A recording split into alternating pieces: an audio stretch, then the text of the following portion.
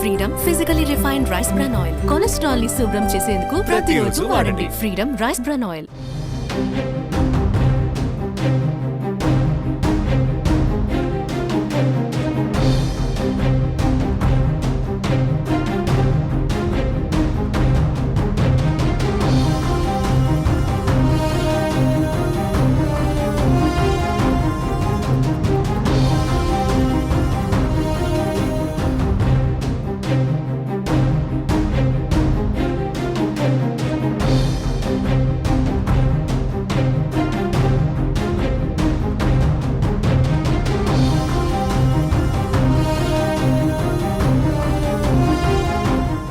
ఏపీలో సార్వత్రిక ఎన్నికల వేళ జనసేన పార్టీ గుర్తు కేటాయింపుపై గందరగోళం జరుగుతోంది. అయితే ఆ పార్టీకి పూర్తి రిలీఫ్ అయితే రాలేదు, కానీ కొంతమేర రిలీఫ్ లభించింది.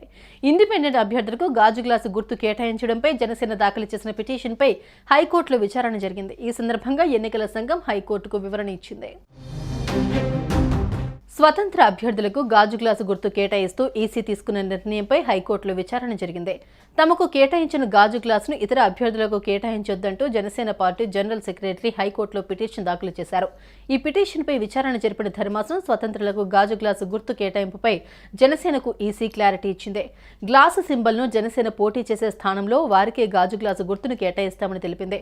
జనసేన పోటీ చేసే 21 అసెంబ్లీ స్థానాలలో ఎంపీ అభ్యర్థులకు 2 పార్లమెంటు నియోజకవర్గాల పరిధిలో మాత్రం గాజు గ్లాసు గుర్తును వేరే వారికి కేటాయించమని తెలిపింది. అయితే మిగిలిన చోట్ల జనసేన అభ్యర్థులు లేని చోట్ల ఫ్రీ సింబల్ కావడంతో స్వతంత్ర అభ్యర్థులకు గుర్తును కేటాయిస్తామని తెలిపింది. అంటే ఎన్నికల కమిషన్ చెప్పినట్టు మచిలీపట్నం, కాకినాడ లోక్సభ నియోజకవర్గం పరిధిలో స్వతంత్ర అభ్యర్థులకు గాజు గ్లాసు గుర్తును కేటాయించమని తెలిపింది.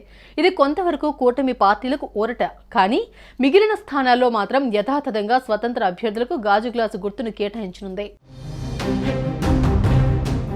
తాము తీసుకున్న నిర్ణయంతో జనసేనకు ఇబ్బందులు తొలగుతాయని హైకోర్టుకు ఎన్నికల సంఘం తెలిపింది. ఈసీ ఇచ్చిన వివరాలు నమోదు చేసి ధర్మాసనం విచారణ ముగించింది. మొత్తానికి జనసేనకు కాస్త రిలీఫే, కానీ మొత్తానికైతే కాదు. ఇది పోటీ చేయని ప్రాంతాల్లో గ్లాసు గుర్తు కేటాయించడం అంటే కూటమికి నష్టం చేకూర్చడమే కదా. మరి దీనిపై ఈసీ ఏం చేస్తుందో చూడాలి. సుమన్ టీవీలో మీ పర్సనల్ అండ్ బిజినెస్ ప్రమోషన్స్ కోసం కింది నెంబర్కి కాంటాక్ట్ చేయండి.